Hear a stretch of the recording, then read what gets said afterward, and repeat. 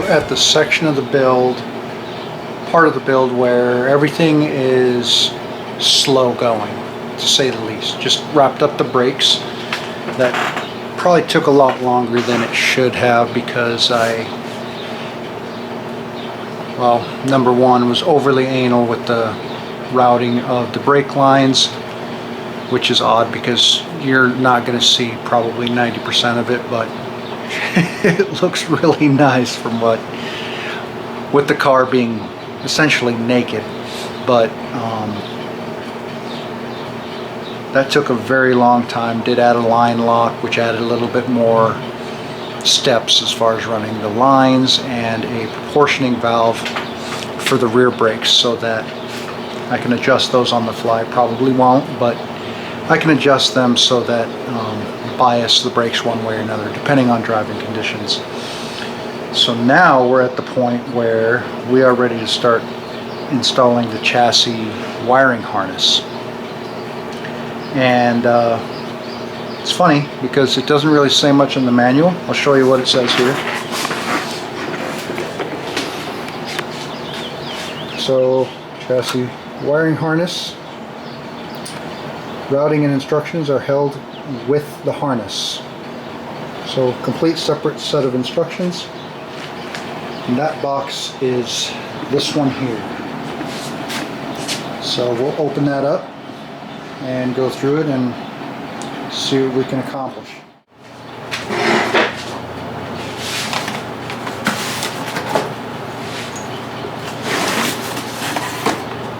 Holy moly. At least this one's in color, so that's kind of nice. Pretty slick.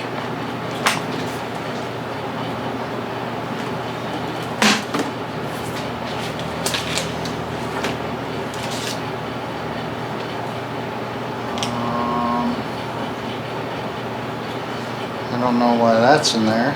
It looks like the transmission. Whatever.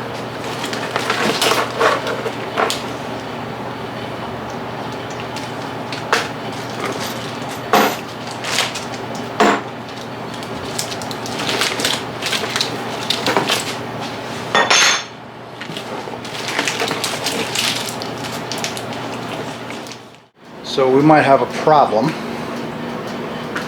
I don't think it'll be too difficult to fix, but it's going to more than likely have to be addressed. Let's show you what we got here.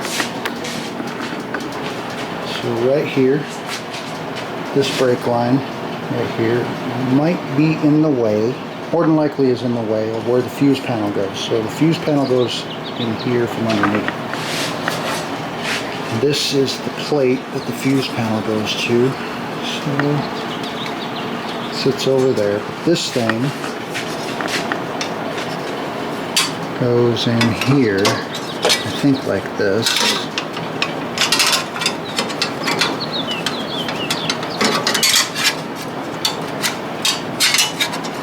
Get something like that.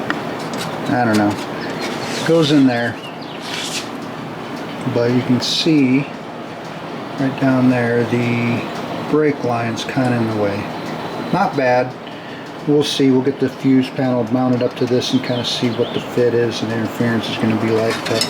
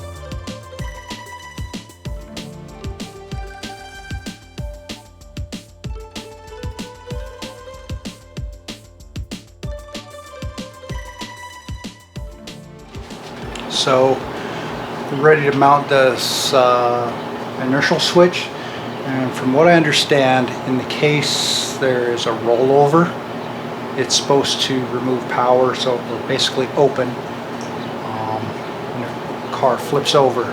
So I want to test it quick just to see, because I imagine that if this wasn't working, you could be chasing your tail on a lot of problems. So I just want to test it quick. It looks like we got, so it's three posts, and it's labeled. You got a common, normally open, and normally closed. So I got a meter. Put it on, ringing it out, so resistance and audible. Okay, meter's working. So we'll put it on common. And the other lead, doesn't matter on one. It's going to be the opposite of whatever the other one is. So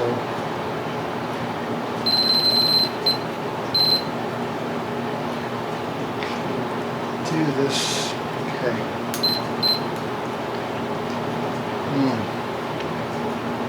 This is so difficult.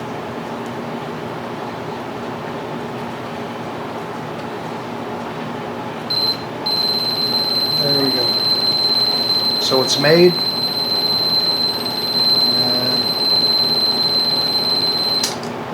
there it goes. And it's open.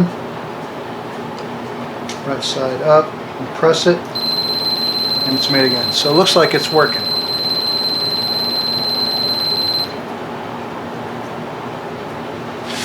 Let's see if we can't zoom in here so you can see the meter a little bit better.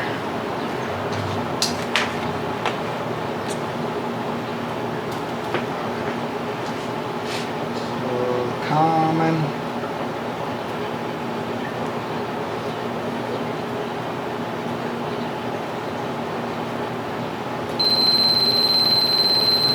There it is. Accident. Upside down. And it opens. Right side up. Push it to reset. And it's working. Cool. Alright, one quick thing is, so I'm getting ready to install the inertia switch. Finished testing it. Tests good. Seems to be a pretty simple thing.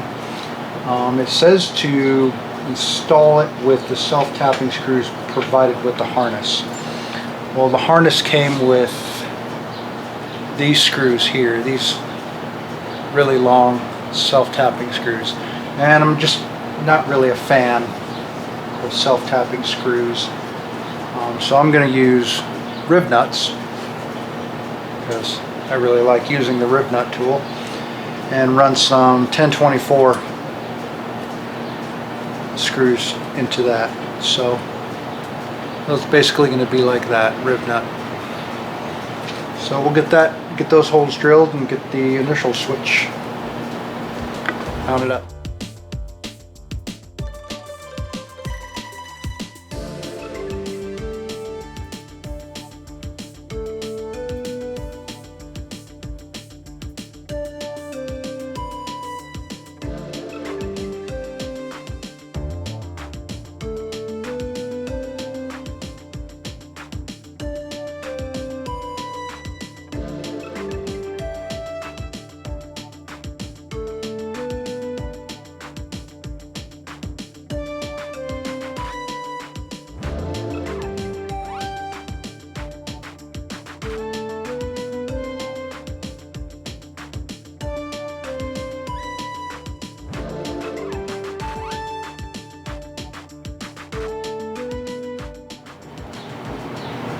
So, ran into a problem. I'll have to recheck the build manual, specifically when it comes to the foot pedal assembly.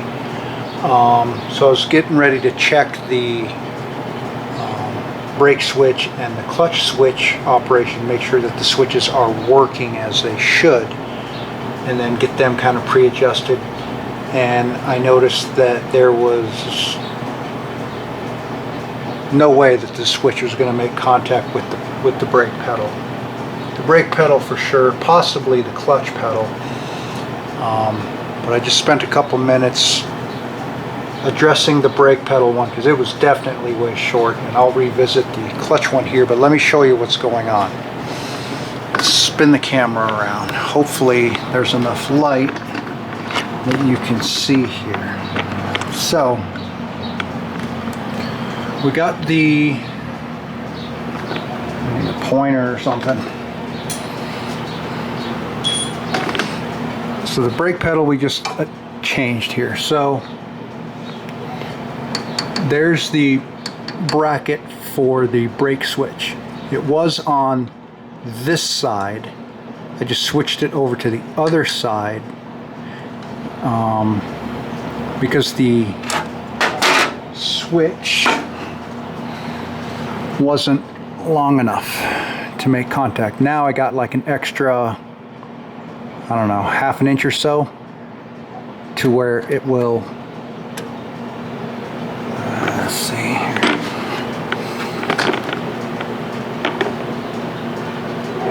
Trying to find a good angle for it here. So there, okay. So we got an extra quarter inch or so.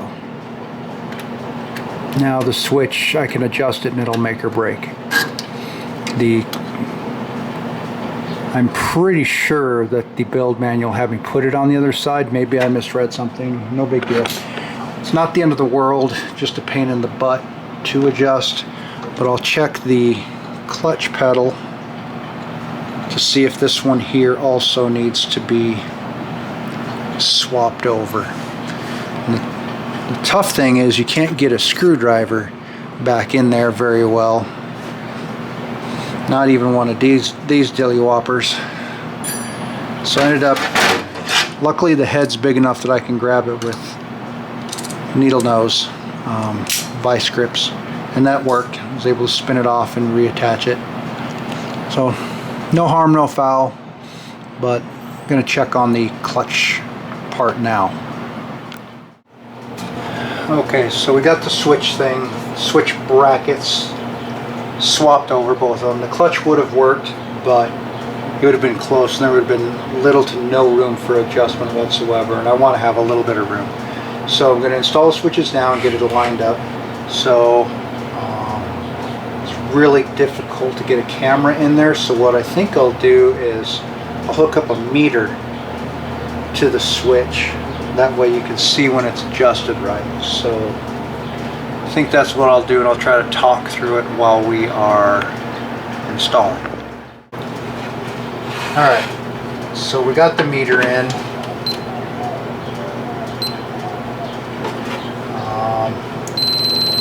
It's kind of working, so now we're going to put in the switch and get it adjusted. And this is the part that it's too hard to see on camera, but we'll hook up.